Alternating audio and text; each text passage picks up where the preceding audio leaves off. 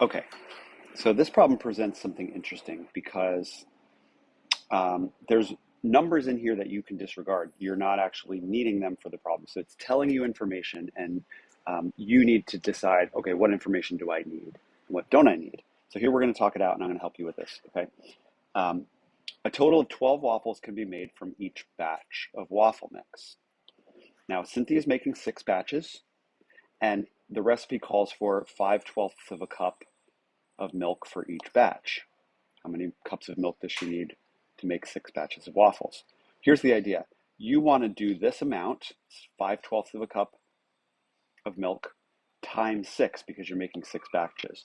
The irrelevant information, the information that is not helpful to you, is you can get 12 waffles out of the uh, the batch. It doesn't matter how many waffles you can get out of the batch. The fact is you need that much per batch, and you're making six batches. So you are essentially saying, okay, I'm going to do 5/12ths of a cup of milk per batch times 6 batches.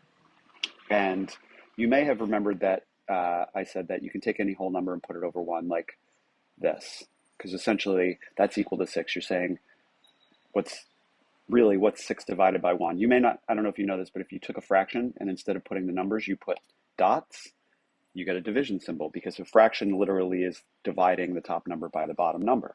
So if you said, what is 6 divided by 1? How many times does 1 go into 6? It goes in 6 times. So this is equal to 6. Okay.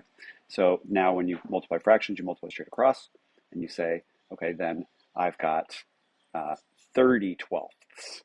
5 times 6 on the top is 30. 12 times 1 on the bottom is 12. That's how you multiply fractions. You multiply straight across. Okay. Now, what are you thinking about now? Well, we've got these 30 objects, these 12ths, and 12 of them make a group, so we want to see how many groups we can make. So you do 30 divided by 12. And when you do 30 divided by 12, and you can do it on your calculator, you will get 2 whole groups, and 2 times 12 is 24. And when you used up those 24, there were 6 left, and so they are 6/12ths left. So the answer is 2 and 6/12ths, but 6/12ths actually can be simplified. If you take 6 and 12 and you divide the top and the bottom by 6, you get 1/2. So this is equal to 2 1/2 cups of milk.